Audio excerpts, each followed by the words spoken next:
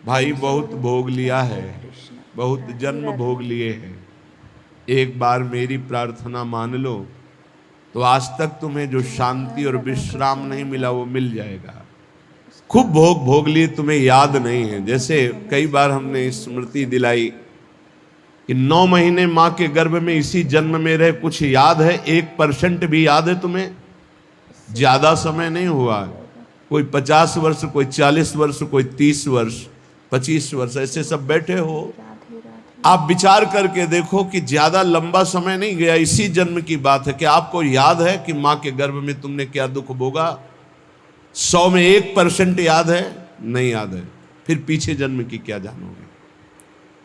ना भवता ना पे संसार मध्य, इस जगत में ना तुम कभी सुखी हुए हो ना सुखी हो पाओगे यदि भजन नहीं करोगे। देखो, जब बच्चापन तो सिखाया जाता है खूब बढ़िया पढ़ो लिखो, धन कमाओ, ऐसे योग्य बनो, बढ़िया है। कभी अध्यात्म नहीं सिखाया, कभी नाम जप नहीं सिखाया, कभी ये बैठ के नहीं सिखाया कि बड़ों का आदर कैसे किया जाता है, कभी ये नहीं सिखाया कि मनुष्य जीवन का लक्ष्य क्या है। अब वो पढ़ाई लिखाई में गए, व्यसन सीख गए, व्यभिचार सीख गए, अच्छी नौकरियां पाई, पैसे हैं, और फिर घर में आकर के उन बूढ़े माता पिता को जो चलने लायक नहीं है, दरवाजा बंद करके वैसी दुर्दशा करते, मारते हैं, पूछो मत। जब ये दृश्य देखने को मिलते हैं ना, तब लगता है भगवान कृपा करो इन माता पिता को जो अपने बच्चों को शिक्षा नहीं दे रहे हैं कि धर्म किसे कहते। तुम समझते हो ये धन कमाने लायक बन जाएंगे तो तुम्हें सुखी करेंगे, ऐसे जैसे जानवर को मारते हैं ना क्रूर कर्मा लोग, ऐसे बूढ़ी माता को मारते हैं, पिता को मारते हैं, पूछो मत। तब लगता है ये जानवर पैदा हुए हैं, ये मनुष्य रूप में पशु पैदा हुए हैं। पशु क्या, राक्षस है। माने मातु पिता नहीं देवा, साधुन ते करवावें सेवा, जिनके ये आचरण भवानी, भगवान शंकर कहते निश्चर सम जानो प्राणी। निश्चर कहते राक्षस को, वो राक्षस है। तुम अपने संतानों को राक्षस मत बनाओ। ये जो केवल तुम मात पिता बाल कहीं बुलावे, उदर भरे सोई जतन सिखावे, तुम राक्षस बनाने की चेष्टा कर रहे हो।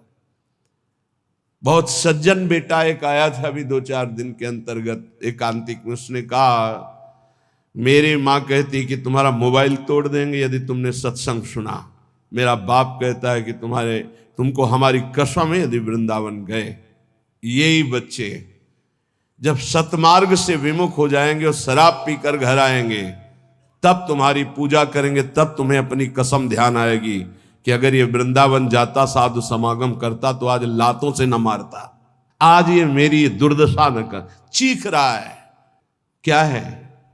भ्रातर भोगास भुक्ता, भुगतोगे। ये जो कर रहे हो कर्म भुगतोगे। तुम्हारे बेटा बेटी देख रहे हैं कि बुढ़े के साथ कैसा तुम कर रहे हो, वही इंतजाम तुम्हारे लिए रहेगा, वही इंतजाम, उससे बढ़ के ब्याज सहित। चिंता मत करो। इसलिए हम सबसे प्रार्थना करते हैं, ये कर्म भूमि है, जो बीज बोओगे वही फल काटोगे। आज देखने में लग रहा है कि माता पिता के साथ बड़ा अन्याय हो रहा है, लेकिन सत्य पूछो तो ये उनके कर्म का फल उनको देखने को मिल रहा है। न कभी राम बोले, न कृष्ण बोले, न हरि बोले, पूरा जीवन केवल इसी में लगाया, तो देख परिणाम। जिनके लिए जीवन लगाया वही तेरा जीवन लेने के लिए तत्पर हो रहा है, वो वही तेरा नाश कर रहा है। जिसको तूने सजाया वही तुझे दंड दे रहा है। क्यों? भगवान का विरोधी भाव रखने वाला कभी सुखी नहीं हो सकता। हनुमान जी महाराज रावण को कहते, हाथ जोड़कर विनती करता हूं राम जी की विमुखता का त्याग कर दे, नहीं शंकर साहस विष्णु अज तो ही सकहि न राख राम कर द्रोही। मैं सभा में कह रहा हूं ये हजारों हजारों ये भगवत स्वरूप महापुरुष भी तेरी रक्षा नहीं कर पाएंगे। तेरा विनाश हो जाएगा यदि तू भगवान से विमुख रहेगा। हे भ्रातर भोगा सुभुक्ता की न इव भवता नापि संसार मध्य। संसार के बीच में तूने क्या क्या नहीं किया। बहुत से पाप किए, बहुत से भोग भोगे। अब बुद्धि ठिकाने लगा लो, सावधान हो जाओ। अभी सब मिटा सकते हो। सब गलतियां मिटा सकते हो, अभी बहुत अच्छे बन सकते हो, अभी भगवत प्राप्ति कर सकते हो। पूरा जीवन गलती करता रहा, जामिल अंतिम में नारायण निकल गया तो भगवत प्राप्त हो गया। अपना पता नहीं कब अंतिम, अब सुधार लो। अगर हमारी आवाज आपके कान में पहुंच रही है, चाहे ऐसे समक्ष बैठे हुए या यूट्यूब में, आपके माता पिता कैसे भी हो, हमारी प्रार्थना है यदि वो वयोवृद्ध हैं, चलने फिरने में असमर्थ हैं, तो पहले समझ लो उनकी बुद्धि भ्रष्ट हो गई है। तुम्हें मानना पड़ेगा। ये भ्रष्ट का मतलब होता है स्थिति से गिर जाना। अब वो ठीक नहीं बोलेंगे, वो आपको गाली देंगे। आप घी चुपड़ी रोटी सब्जी दाल सब देंगे, फिर भी वो आपको गाली देंगे। आपके रिश्ते नातेदारों से आपकी निंदा करेंगे, पर आप उनकी इस बिगड़ी हुई बुद्धि का रोष पूर्वक अनुगमन करते हुए उनको पीटना, उनको मारना, ये आचरण मत करें, क्योंकि उनकी कर्मानुसार बुद्धि बिगड़ चुकी है। अब अपने कर्म आप मत बिगाड़िए, वो आपके भगवान हैं। सच्ची मानिए, उनमें भगवान बैठे हुए हैं। ऐसे असमर्थ माता पिता को भगवान की तरह दुलार करोगे तो तुम सदैव श्री संपन्न रहोगे। लक्ष्मी तुम्हारे घर से नहीं जाएगी। और जिन घरों में माता पिता को त्रास दिया जाता है, जिन घरों में आए हुई पानी ग्रहण करके पत्नी के साथ अनर्थ नाना प्रकार की दोष वृत्तियां, वो घर कभी श्री संपन्न नहीं हो सकता, सुख संपन्न नहीं हो सकता। आप सत्संग सुनने आए हो, इसी का सुधार करना चाहिए। माता पिता आपके साथ क्या व्यवहार कर रहे हैं बिल्कुल मत देखो, ये मान लो कि ये पागल है, उनकी बातें मत सुनो। तुमका अपना कर्तव्य दे, तुम्हारा क्या कर्तव्य, हमको केवल अपना कर्तव्य देखना। हमें बहुत कष्ट होता है जब ये बात देखते हैं कि बूढ़े असमर्थ माता पिता के साथ ऐसा व्यवहार, तब लगता है ये कलेजा है इसका हृदय है कि भगवान ने पत्थर की रचना की इसके हृदय में। अरे और कौन, जिसने 9 महीने गर्भ में रखा, जिसने अपने रक्त का दूध बनाकर तुम्हें पिलाया, जिसने तुम्हारे मल मूत्र साफ किया, आज तुम हाथी जैसे जवान हो तो लात मारते हो, डंडा मारते हो, उनको गाली देते हो। चिंता मत करो, तुम्हारे लिए ब्याज सहित व्यवस्था है, ब्याज सहित दंड मिलेगा। अगर तुम्हें थोड़ा भी ये पता है कि भगवान है तो इतना समझ लो उनके वचन भी हैं, अवश्य में वो भोक्तव्यम कृतम कर्म शुभाशुभम, शुभ और अशुभ कर्मों का भोग भोगना पड़ता है। फिर माता पिता ये तो साक्षात भगवान है, इनके प्रति ऐसा ये कुछ भी बोले। हमने देखा है वयोवृद्ध आदमी की बुद्धि पतित हो जाती। पतित अगर जीवन भर भजन नहीं किया ना, तो पतित का मतलब होता है स्थिति से गिर जाना, भ्रष्ट होने का मतलब होता है गिर जाना। अब उसको जो बोलना चाहिए वो नहीं बोल पाएगा। उस समय हमको क्रोध नहीं करना कि हम तो इतना खवाते पिलाते हैं, ये हमारी निंदा करते हैं। ये हम बहुत गूढ़ बात आपको कह रहे हैं। जिसने अपने माता पिता की सेवा कर ली, उसने भगवान को प्रसन्न कर लिया। उनके नाराज रहने पर, उनके गाली देने पर, उनके तिरस्कार करने पर भी। पर हमारी प्रार्थना है, हम जो शब्द कह रहे हैं उसे ध्यान से सुनिए। जो माता पिता असमर्थ हो चुके हैं, चलने फिरने लायक नहीं है, उनके वर्ताव और उनकी कटु वचनों पर ध्यान न दिया जाए, उन्हें भगवान की तरह पूजन करके उनकी सेवा की जाए। जितने दिन जिए खूब मेहनत करके कमाओ, उनको खाओ पियो, कपड़ा लत्ता, सुखपूर्वक जीवन, तो तुम्हारा लोक और परलोक दोनों बन जाएगा।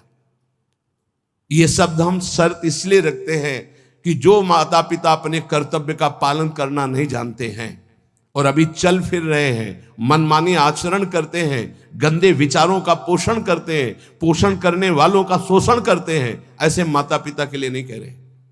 हम उन असमर्थ माता पिता के लिए कह रहे हैं कि जिनकी वास्तविक बुद्धि बिगड़ चुकी है, शरीर सेवा में समर्थ स्वयं नहीं रह गया है। अब हमारा कर्तव्य बनता है वो गाली दे, वो पड़े पड़े हगे, तो भी हमें उनकी सेवा करनी चाहिए। निश्चित भगवान प्रसन्न हो जाएंगे, निश्चित। हमने आपको कई बार उदाहरण में बताया है महाभारत का प्रसंग।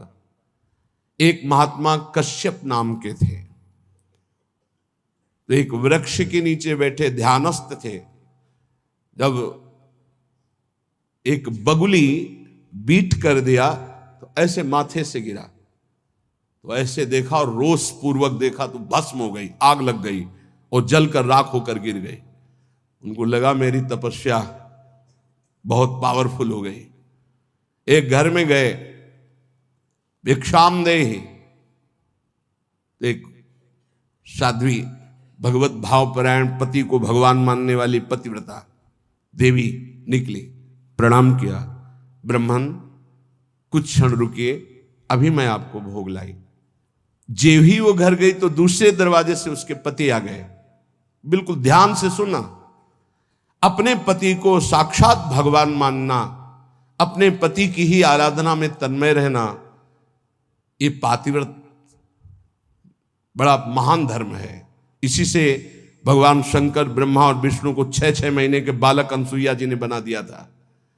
लेकिन ये बहुत दुर्लभ बात है जो अपने देह को पावन करके, एक पति को समर्पित करके आजीवन वो देवी। ये भारत यति और सतियों का देश है। धर्म की यहाँ जय जयकार सदैव होती रही, होती रहेगी। हाँ, थोड़ा कम ज्यादा अंतर पड़ता रहेगा। अब आज क्या धर्म को समझे जो बॉयफ्रेंड गर्लफ्रेंड ये दलित दुराएं दिमाग में बैठ गई है, ये क्या समझेंगे कि धर्म किसे कहते, पातिव्रत धर्म किसे कहते, एक पत्नी व्रत किसे कहते हैं, जिसका पाणी ग्रहण किया, आजीवन निर्वाह किया। अब वो पति सेवा में पति को बैठालना, उनको जल पिलाना, फिर इसके बाद कहा भगवान आपके घर में एक अतिथि भगवान उस दरवाजे पर आए, आदेश हो तो मैं उनका स्वागत करूं, भिक्षा दे दूं। कहा तत्काल जाइए, तत्काल जाइए। वो कुछ फल फूल अन्न आदि लेके गई। आप इतना विलंब क्यों किया? वो तो उस रोष में थे कि हमारा तप बढ़ चुका है, मैंने बगुली के देखा था वो भस्म हो गई। तो उनका भगवान शांत शांत, विलंब का कारण, मैं एक पतिव्रता हूं, मेरे प्रभु मेरे पतिदेव आए, मैं उनको आसन दिया, जल पिलाया, फिर उनकी अनुमति से आपको देने आई हूं। उनका तुमने हमको ऐसा वैसा महात्मा समझ लिया क्या? तो उसने कहा महाराज तुम्हारे उस वृक्ष की बगुली नहीं हूं कि तुम्हारे देखने से भस्म हो जाऊंगी। मैं एक पतिव्रता हूं जो बैठे बैठे तीनों लोकों का दर्शन कर रही हूं अपने पातिव्रत धर्म के व्रत से। बहुत बड़ा बल होता है पातिव्रत धर्म में, ये कोई खिलवाड़ नहीं है। गृहस्थी कोई साधारण धर्म नहीं, आप लोग जिसे बिल्कुल अवहेलना कर रहे हैं कि हम तो गृहस्थ हैं, हम तो विषयी हैं। अरे भगवान के अंश हो, तुम जहां हो वहीं से भगवत प्राप्ति कर सकते हो, इतनी सामर्थ्य आप में है। अब तो होश उड़ गए उनके कि ये बात तो केवल मैं ही जानता था कि बगुली को देखने से भस्म हुई, दूसरा कोई नहीं। तो हाथ जोड़ा और कहा देवी तुम्हें कैसे पता है? तो उन्होंने कहा इतना ही नहीं पता, मुझे सब कुछ पता है आपका, मुझे पूर्व जन्म का भी पता है आपका। मैं अपने पति की सेवा के प्रभाव से त्रिकालज्ञ हो चुकी हूं। जाओ, अभी तुम्हें सच्चा ज्ञान प्राप्त नहीं हुआ, सच्चा ज्ञान प्राप्त कराने के लिए अमुक प्रांत में जाओ और वहां जो मांस बेचने का व्यापार करते थे कसाई के रूप में, वो जन्मे थे उस कुल में, लेकिन वो खरीद करके मांस व्यापार उनकी कुल परंपरा का, वहां जाइए और वो तुम्हें धर्म का उपदेश करेंगे।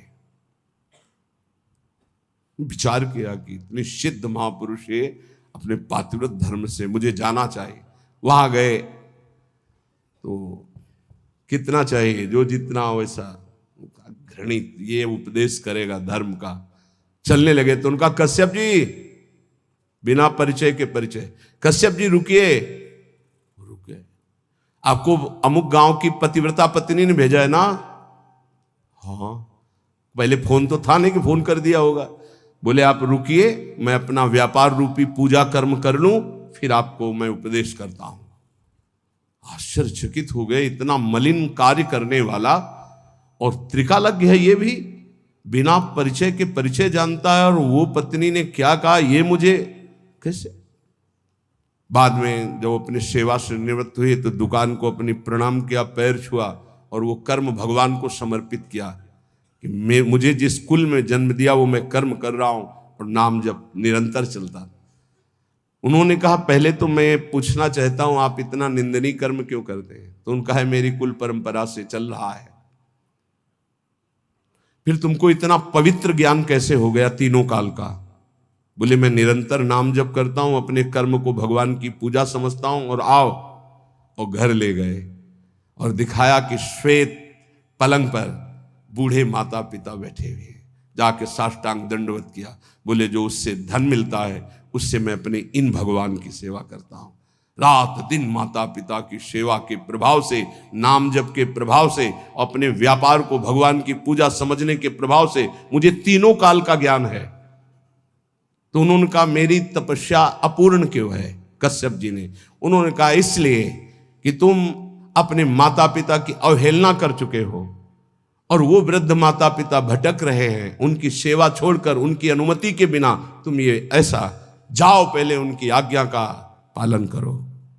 आप समझो, महाभारत में पढ़ के देखना, भगवान श्री कृष्ण द्वैपायन व्यास देव जी ने लिखा है, आज उन्हीं माता पिता से जिनसे परम सिद्धि प्राप्त होती है, परम कृपा प्राप्त होती है, ये नादान लोग नहीं जान पा रहे और अपना कर्म नाश कर रहे हैं, कर्म नाश कर रहे हैं, पूरा जीवन नष्ट कर रहे हैं। हम इस विषय में इसलिए बोल रहे हैं कि आजकल बहुत बच्चे उद्दंड हो रहे हैं और ब्याह हुआ तो वही नई बच्चियां जिनको अपने माता पिता का सम्मान करना नहीं आया, वो अपने पति के माता पिता के साथ दुर्व्यवहार करते हैं, पति के अधीन करके दोनों मिलकर उनको पीड़ा पहुंचाते हैं। हम वयोवृद्धि की बात कह रहे हैं, हम उनकी बात नहीं कर रहे जो समर्थ हैं कर सकते हैं, जो शोषण करते हैं हम उनकी बात नहीं कर रहे, हम उनकी बात कर रहे हैं जो असमर्थ हैं, चलने में भी असमर्थ हैं। अब उनके ऊपर डंडे का प्रहार, उनकी पिटाई बिल्कुल ठीक नहीं। हे भ्रातर भोगा सुभुक्ता, जो तुम कर्म कर रहे हो सुभुक्ता तुम्हें भोगना पड़ेगा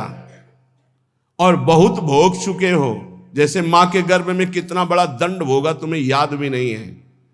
इसलिए भवता नापि संसार मध्य, दोबारा इस संसार के बीच में जन्म ना हो, ऐसा उपाय कर लो। क्या?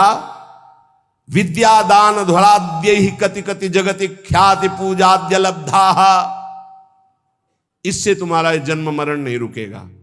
बहुत पढ़ लिख कर विद्वान हो गए हो तो तुम्हारी ख्याति हो जाएगी, बहुत दान दे दोगे तो तुम्हारा यश हो जाएगा, बहुत भोग सामग्री आहार विहार बांट दोगे, बहुतायत रूप में तुम्हारे पास आ जाएगी, लेकिन तुम्हारा जन्म मरण नहीं रुकेगा।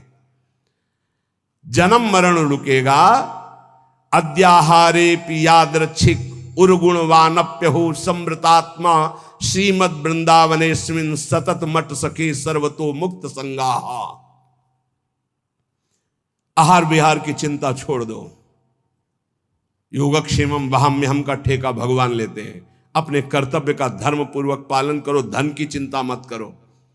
आ जाओ श्री धाम वृंदावन, सत्संग सुनो, उसके अनुसार आचरण करो, साधना भजन करो, तुम्हारा परम मंगल हो जाएगा, आवागमन से मुक्त हो जाओगे। हे सखे वृंदारण्यम त्यजेति प्रवदति यदि कोप्यस्य जिह्वाम छिन्नमि श्रीमद् वृंदावनान् माम यदि नयति बलात् कोपितम हन्यवश्यम। यदि किसी ने मुझे वृंदावन से बाहर जाने की बात कह दी तो मैं उसकी, इतनी अनन्य निष्ठा है श्रीपाद की, बोले आप एक बार आइए, तो फिर उसे कहना पड़ता है कि क्षमा कीजिएगा, श्रीधाम वृंदावन का क्षेत्र संन्यास है। क्षेत्र संन्यास का तात्पर्य होता है मैं जिस क्षेत्र में संन्यास ले रहा हूं उस क्षेत्र का कभी त्याग नहीं कर सकता, इसे क्षेत्र संन्यास, अनन्य निष्ठा।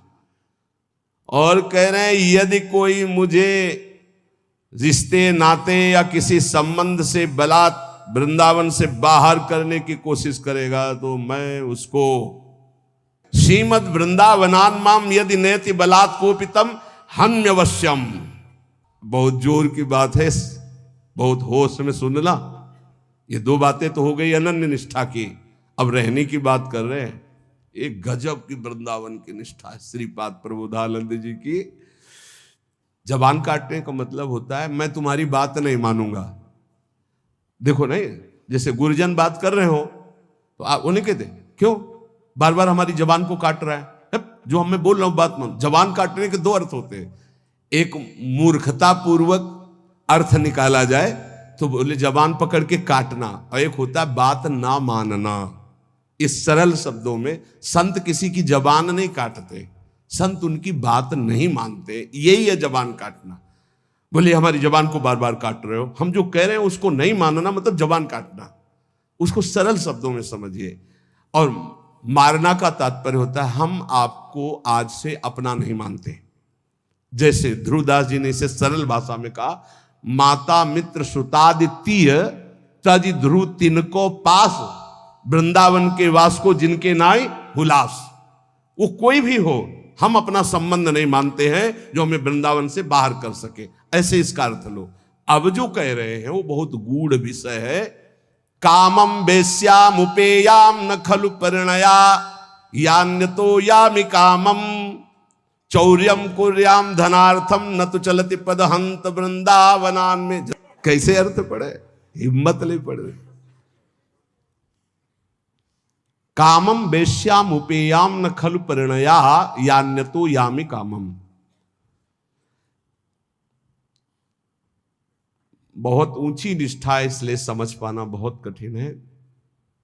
ये बहुत बड़ी बात कह रहे हैं कि वृंदावन में मैं वैश्यागमन करके भी रहना स्वीकार कर सकता हूं, लेकिन वृंदावन के बाहर में बहुत बड़ी बात कह रहे हैं। मतलब उसका अर्थ करना कठिन है, क्योंकि उनकी बहुत ऊंची निष्ठा से वो बात कर रहे हैं। भला ब्रह्मबोध संपन्न महापुरुष के अंदर कहीं कामना हो सकती?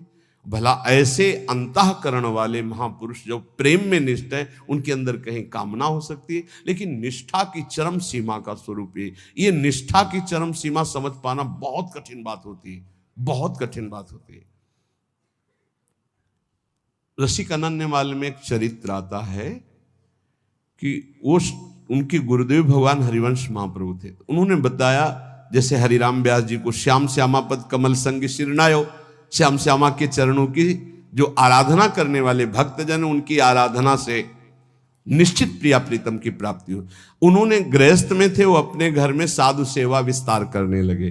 जो अब जहां जैसे संत सुनते उनके घर आते, तो एक नौजवान आदमी ने, जो बिल्कुल कोई मतलब भजन साधन से नहीं, देखा बहुत साधु वेश में हलवा पूड़ी खवाया जाता है और दक्षिणा भी मिलती है, तो पाखंड वेश धारण करके, वो साधु नहीं था, वो वहां गया तो उन्होंने उसका पूजन किया, वैसे ही जैसे संत सेवा करते हैं। अब वो वहां कोई रोक टोक नहीं थी, तो जैसे ये निष्ठा है, ऐसे वो बहुत ऊंची निष्ठा, उसको सब लोग नहीं कर सकते, करना भी नहीं चाहिए। अब उनके घर में एक नवयुवती बच्ची थी जो ब्याह योग्य थी, और माता पिता और सब खूब वैभव ऐश्वर्य और साधु सेवा करते थे। रात्रि में छत में गर्मियों में शयन होता है, तो संत, जो संत नहीं थे, केवल वेश मात्र था, वो कुछ ऐसी चेष्टा,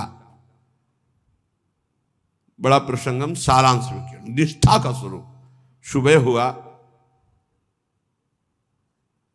अब आंगन में माता पिता, और वो समझ गया था कि देख, अब वो घबरा रहा था, उसके प्राण व्याकुल होते कि मारे गए हम। तो हाथ जोड़ा दोनों ने, कहा प्रभु मैं सदैव संतों को भगवान मानता रहा हूं और आपको भी भगवान मानता हूं।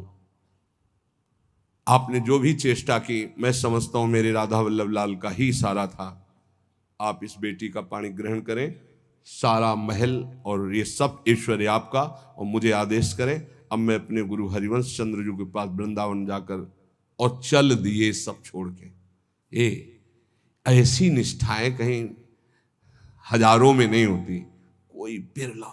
तो जैसे श्रीपाद कह रहे, बहुत ऊंची निष्ठा की बात है, इससे साधारणतया ना ले लिया जाए, क्योंकि जो ब्रह्मबोध संपन्न महापुरुष है, नहीं स्वात्मारामम विषय मृग तृष्णाम भ्रमयति, और दूसरा जो प्रेम में, वहां कहीं गुंजाइश ही नहीं है, ये निष्ठा की केवल बात है। कह रहे कि यदि तो बोले चोरी करके खा लूं, चौर्यम कुर्याम धनार्थम न तो चलती पदम हंत वृंदावनान में, एक कदम वृंदावन से बाहर नहीं होऊंगा, चाहे मुझे छीन के खाना पड़े, चाहे चोरी करके खाना पड़े, चाहे वृंदावन वृंदावन वृंदावन। इसीलिए इसकी व्याख्या ज्यादा नहीं की कि ये अज्ञानी जीव नहीं समझ पाएंगे। परिहासे प्यन्या प्रिय कथन मुक्तोति बधिरहा। देखो देखो, आप समझना, अगर मैं कभी हंसी मजाक में भी बुरा बोलने की बात आएगी तो गूंगा बन के रहूंगा, कभी किसी को कष्ट देने के लिए हंसी मजाक भी नहीं करूंगा। परिहासे, ऐसे महापुरुष, भला जरा सोचना, इसीलिए वहां रुक रहे थे कि शायद है बहुत लोग बाहर के भी बैठे ना समझ पावे इतनी ऊंची स्थिति की बात और महापुरुष की बात का उपहास करने लगे। परिहासे प्यन्या प्रिय कथन मूकोति बधिरा। यदि किसी का अप्रिय दुख भरा मेरा वचन उनके कान में पहुंचने को अप्रिय वाला हो तो मैं जिंदगी भर मौन रहूंगा, कभी बोलूंगा नहीं, परिहास में भी नहीं बोलूंगा जिससे किसी का हृदय दुखी हो। और परेशान दोषानुश्रुति मनु विलोकेंधनयनहा। यदि वृंदावन में कोई गलत कर रहा है ऐसा मेरे नेत्र देखेंगे तो कभी देखने लायक नहीं रखूंगा अपने नेत्रों को। वृंदावन का दोष मैं नहीं देख सकता, वृंदावन वासी का मैं दोष भाव कभी अपने में परेशान दोषान हूं, मैं सुनूंगा भी नहीं, मन से भी नहीं चिंतन करूंगा। और विलोकेंध नयना, देखते हुए भी मैं अंधा बन जाऊंगा, अपने नेत्रों को देखने लायक नहीं रखूंगा। ये निष्ठा वृंदावन और वृंदावनवासी। शिलावन निश्चेष्टा परवपुषि बाधा लव विधौ। यदि कोई हमारे शरीर को पीटने लगेगा तो मैं बिल्कुल पत्थर की काष्ठ की तरह बन जाऊंगा। पीट लो, प्रारब्ध है इस शरीर, मैं पलट कर उसको थप्पड़ नहीं मारूंगा। इतनी बड़ी स्थिति को समझना है। ये ऐसा देखा है, महापुरुषों को देखा है, देखा है। आप लोग इस समय से आधुनिक वातावरण में है कि जहां वो कष्ट नहीं मिले हैं।